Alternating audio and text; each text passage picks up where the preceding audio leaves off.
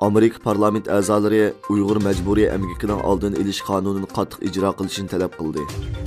Amerika tamojna doiralari Uyg'ur majburiy emgikini cheklash qonunining 21-iyundan tortib rasmiy kuchga ega bo'lganligini e'lon qilgandan keyin bir qism parlament a'zolari prezident Baydenga maktub yo'llab, mazkur qonunni qattiq ijro qilishga chaqirdi. Cumhuriyetçi Partisining Kengash palata a'zosi Marco Rubio, Demokratçı Kengash palata a'zosi Jeff Merkley, Cumhuriyetçi Avam palata a'zosi Chris Simmons va Demokratçı Avam palata a'zosi Jim McGovern dushanba kuni prezident Baydenga yozgan xatida Xitoyning Uyg'urlarga irqiy qirg'inchilik qilayotganligini ta'kidlab, Amerika hukumatidan Uyg'ur majburiy emgikining oldini olish qonunini qattiq ijro qilishini talab qildi. Xitoy Jo'ng'ar o'ymonligida 10 million tondan ortiq neftni bulantalan qildi.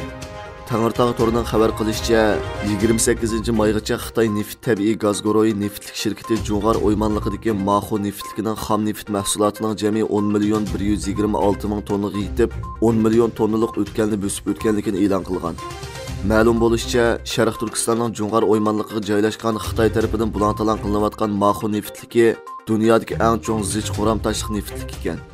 Xitoy bu joyni xam neft ishlab chiqarishni muqimlashtirish, mahsulotini oshirishdagi muhim rayon deb qaragan. Xitoy 2027-yilgacha Tayvanga urush e'lon qilish iqtidoriga yetishi mumkin. Xitoy bilan bo'lgan egilik huquq to'qinishi turayotgan Tayvanda davlat mudofaa tarmoqlari Xitoy armiyasi 2027-yilgacha Tayvan va uning ittifoqdoshlariga urush echish uchun harbiy iqtidoriga yetishi mumkin deb ogohlantirdi. Tayvan Markaziy agentligining xabariga qaraganda, davlat mudofaa ministrligining parlamentga bergan dokladida Beijingning Xitoy xalq ozodlik armiyasi qurilganligining 100 yilligi, ya'ni 2027-yilni nishon qilgan zamonaviylashtirish harakatining Xitoy armiyasini Tayvanga qarshi texnik tajovuz qilish iqtidoriga ega qilganligi uqtirilgan. 2027-yilni nishon qilgan zamonaviylashtirish harakatining Xitoy armiyasini Tayvanga qarshi texnik tajovuz qilish iqtidoriga ega qilganligi o'tirib qo'yilgan. Qozog'iston bilan Xitoy Kaspiy dengiz koridorining yoshirin kuchini oshirish masalasini muzokara qildi. Xabar qilinishicha, Qozog'istonning poytaxti Nur-Sultonda rasmiy ziyorati bo'lgan Xitoy tashqi ishlar ministri Wang Yi, Qozog'iston tashqi ishlar ministri Muxtar Teloberdi bilan Kaspiy dengiz koridorining yoshirin kuchini oshirish masalasini muzokara qilgan. Teloberdi Xitoyning azaldan o'z davlatining strategik hamrohi ekanligini ta'kidlab, Qozog'iston bilan Xitoy xalqaro sahnadagi tashabbuslarni o'zaro qo'llaydi.